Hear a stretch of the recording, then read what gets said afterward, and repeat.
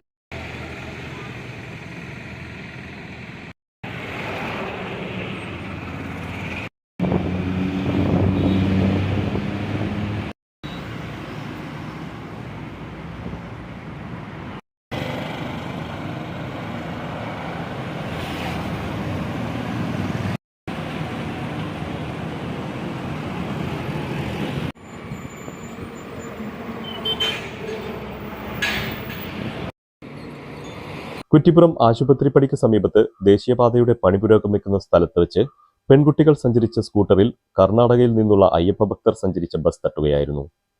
അപകടത്തിൽ സ്കൂട്ടർ മറിയുകയും റിഫയുടെ ശരീരത്തിലൂടെ bus കയറിയിറങ്ങുകയുമായിരുന്നു. Train കയറുന്നതിനായി കുറ്റിപ്പുറത്തേക്ക് സ്കൂട്ടറിൽ വരികയായിരുന്നു പെൺകുട്ടികൾ. റിഫയുടെ മൃതദേഹം കുറ്റിപ്പുറം താലൂക്ക് ആശുപത്രി മോർച്ചറിയിൽ സൂക്ഷിച്ചിരിക്കുകയാണ്. News desk Valanchery online.